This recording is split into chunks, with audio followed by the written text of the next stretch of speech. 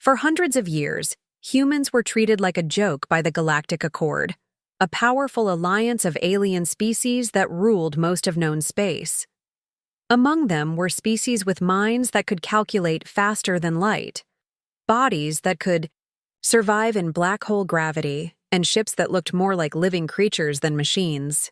Compared to them, humans seemed like children, messy, loud, emotional, and fragile. The Accord didn't bring Earth into its circle because humans were important. They were allowed in out of curiosity, maybe even pity. At best, they were considered harmless and amusing.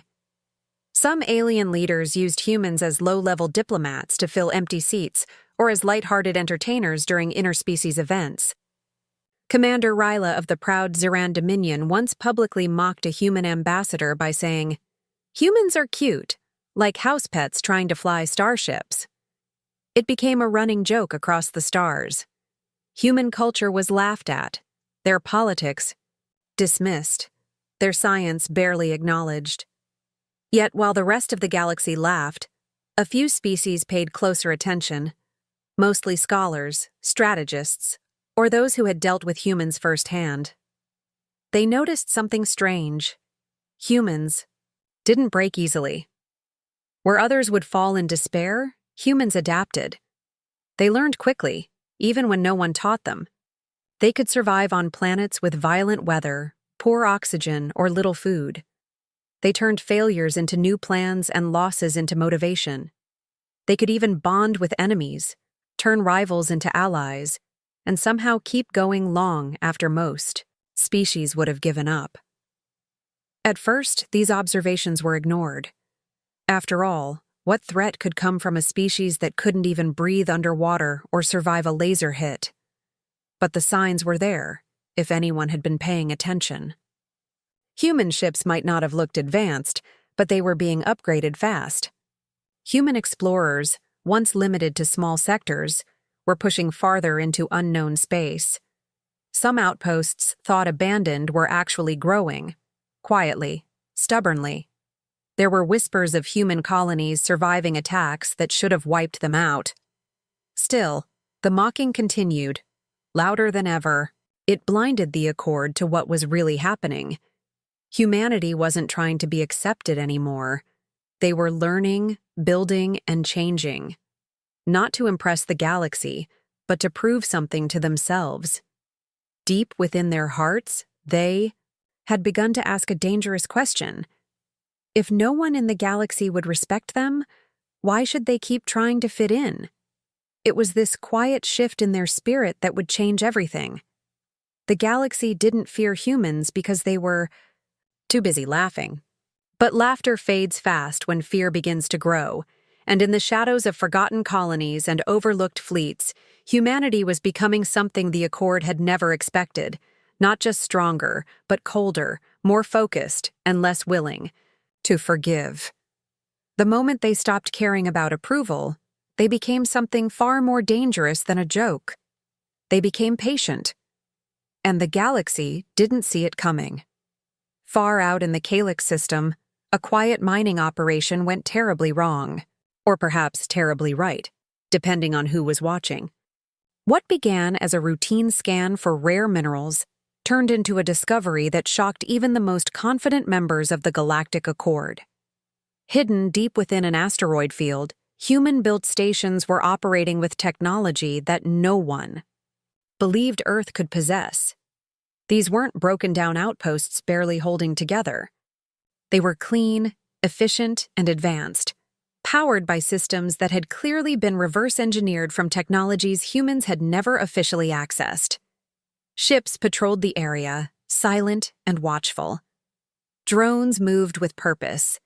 The air carried a tension the visiting inspectors couldn't explain. Word of this secret expansion spread quickly across the Accord. It didn't make sense. Humans had been given limited rights to expand, and most of their colonies were believed to have failed or withdrawn due to harsh environments. Yet here they were, not only surviving, but clearly thriving in complete silence. This was not curiosity anymore. This was control. Alarmed, the Accord sent a formal envoy to Earth, dressed in tradition and superiority, expecting the usual nervous greetings and humble apologies. But Earth didn't respond. No welcome message, no diplomatic reply, no explanation, just silence. It was as if humanity had simply chosen not to care anymore.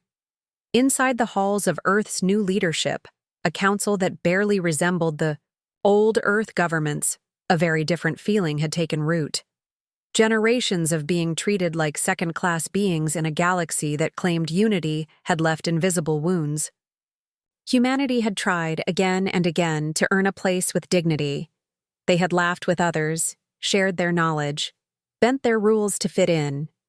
But no matter how hard they worked, they were always seen as the outsiders. Useful, maybe, but never respected. And now, after years of being overlooked and underestimated, something inside the human spirit had begun to crack.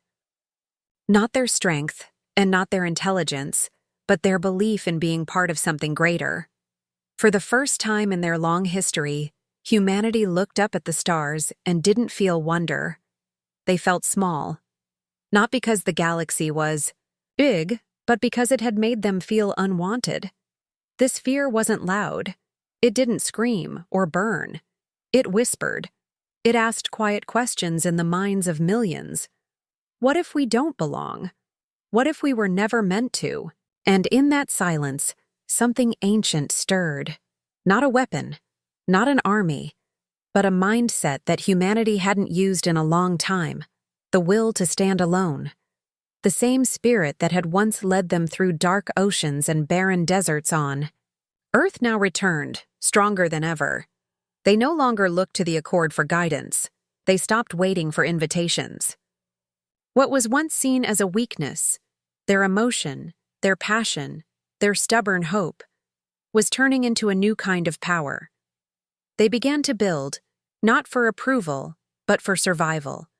They trained in secret, formed alliances of their own, and studied the stars like never before. The galaxy had mocked them, dismissed them, and ignored their warnings. But now, the silence from Earth was not empty. It was full of preparation, full of purpose. And somewhere deep beneath the planet's surface, where ancient libraries and forgotten ideas rested, something else began to awaken, something that would change the future of the galaxy forever. The turning point came quietly, without warning, during what should have been a simple diplomatic gathering. A human delegation, sent to attend a summit on Harkon Prime, a Central Accord world known for its peaceful traditions, simply vanished. No alarms were raised, no calls for help came through. Their transport ship left the meeting chamber and was never seen again. After a few days of confusion, the Accord released a short message stating the disappearance was likely caused by human error, perhaps a navigation fault or internal malfunction.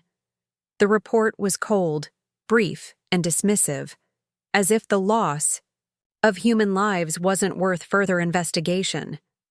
But back on Earth, this silence was not received with sadness or panic. It was met with stillness, the kind that comes just before a storm. No formal complaint was made. No ambassador stepped forward to speak. Communications from Earth and all its outer colonies stopped. The usual reports, trade requests, and science logs simply ended. It was as if a switch had been turned off, and Earth no longer existed. At least not in the way the galaxy remembered it.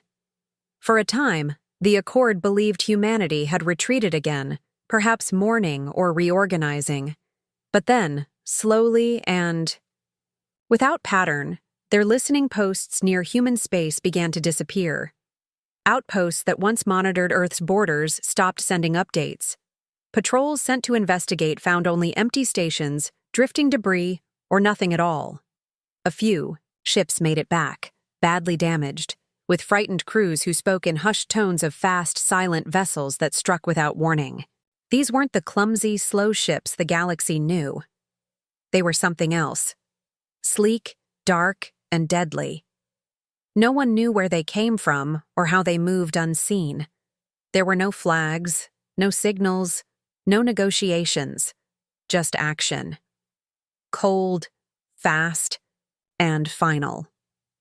The tactics used were strange, almost chaotic, but effective in a way that made even the most experienced military strategists uneasy.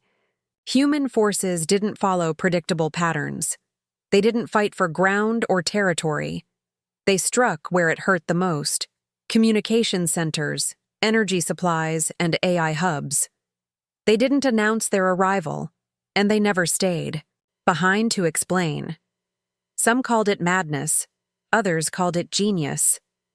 But everyone agreed, this was not the humanity they had laughed at. This was something new, something dangerous. What shocked the Accord more than anything was that Earth never claimed responsibility. They never spoke a word. It became clear that this wasn't a government-led war. It was a response born from something deeper, a shared understanding across humanity that they could no longer afford to ask for a place at the table. They had tried peace. They had waited for acceptance. And now, with nothing left to hope, for they had chosen another path. They had not become violent because they wanted power. They had become violent because they had nothing else left to lose. The courage that once made humans eager to explore and connect had been replaced by a different kind of courage. The kind that is quiet, cold, and unshakable. The kind that doesn't flinch when everything familiar is lost. Across the galaxy, fear began to grow, not because humans had become stronger, but because they had stopped asking permission. The Accord, for all its pride, had failed to see what fear can create inside a heart that has been broken too many times. And now, they were beginning to understand. When humanity's courage breaks, it doesn't disappear. It transforms into something even more dangerous: the will to fight without hope, and the strength to continue without mercy. Panic spread through the Galactic Accord like wildfire as more outposts fell and vital trade routes were cut off without warning. No species had ever seen warfare like this before. It was fast, silent, and unpredictable. When the Accord finally responded by sending full fleets toward the human borders, they expected resistance. But what they found was something far more dangerous. Humans didn't fight to protect territory or display strength. They fought with strategy that bent logic. Mid-battle, they hijacked enemy AIs and used them to turn their own ships against each other. Destroyed human vessels didn't fall into silence.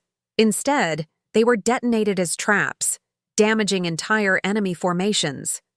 Some human weapons used manipulated gravitational forces, creating unstable space that pulled warships into chaotic spirals, crushing them before they could fire back. No matter the outcome of a battle, humans always seemed to gain something: data, ground, momentum, or fear. It became clear to the Accord that they weren't just facing soldiers. They were facing minds that had spent decades preparing for a war they hoped would never come. One such turning point happened when a high-ranking alien commander, Vector of the Aelith, was captured after a brutal engagement. He was taken aboard a massive human dreadnought known only as the Courage Lost. The ship was unlike anything he had seen before, not because of its size or weapons, but because of its atmosphere. There was no pride, no banners, no speeches about glory. Everything on board was cold, efficient, and quiet, like a machine built for one purpose: to finish what had been started. Vector expected interrogation, threats, maybe even torture. Instead, he was given food, medical care, and a simple room with no one explaining anything to him. The humans guarding him didn't speak much. When they did, their tone held no anger, just a distant kind of silence, like they had already said everything worth saying, and now only action remained. It took days for Vector to understand what truly disturbed him. The humans didn't hate him. They didn't shout or accuse. They simply didn't care who he was. To them, he was just another part of the machine that had kept pressing down on Earth for too long. They didn't speak of revenge, or justice, or even history. And that was what made it all the more terrifying. This war wasn't being fought out of fury. It was being fought because humans had nothing left inside to hold them back. The warmth that once defined their culture had cooled. The galaxy had broken their spirit, and what rose from the ashes was something that needed no approval and no audience. Humans had moved beyond the desire to be seen as equal. Now they were only focused on survival, and anyone who stood in their way was treated as part of the storm. Vector realized, with a cold chill settling in his chest, that this wasn't personal for the humans. It wasn't even about the Accord anymore. It was about the future. They had accepted the galaxy's rejection and turned it into a reason to never be vulnerable again. The war wasn't a cry for attention. It was a statement. Clear, sharp, and final. We're done asking. We're done explaining. And as more Accord leaders received similar reports, and as more battles were lost in ways they couldn't explain, one truth became impossible to deny. The fire they had mocked for so long had not gone out. It had simply changed shape. And now, it was burning everything in its path. Not with rage, but with purpose. The final days of the war came faster than anyone in the Galactic Accord had ever imagined. For over 1,000 years, the Accord capital had stood as the symbol of power, peace, and stability. Protected by massive defense grids, orbital cannons, and fleets that had never seen defeat, it was thought to be untouchable.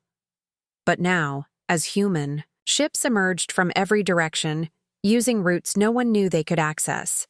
The skies over the capital turned dark.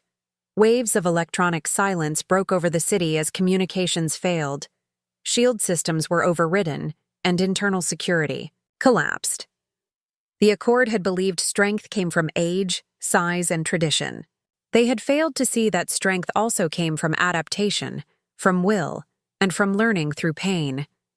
And no one had learned more pain than humanity. When the first lines of defense fell, many still believed reinforcements would arrive. But none came. System after system had already gone silent. What the Accord didn't know was that humanity had spent years studying their systems, patterns, and weaknesses. While the Accord celebrated its superiority, humans had listened, watched, and prepared. Now, those preparations moved like a wave of silence through the once proud capital, not destroying everything, but removing every symbol of power the Accord had relied on for generations. The Grand Senate made one final broadcast as the walls closed in. The room was dim, crowded with old voices that once ruled the galaxy. And then, a human general appeared on the main screen, calm, expressionless, and tired. He didn't shout. He didn't threaten. He just spoke. And every word carried the weight of centuries. You laughed at us. You called us small, weak, emotional. But emotion isn't weakness. Fear isn't surrender. You taught us that in this galaxy, there's no place for those who hope. So we stopped hoping, and we started surviving. That was the last message the Accord ever sent. As the final communication lines dropped and silence took over the stars, the human fleets didn't celebrate.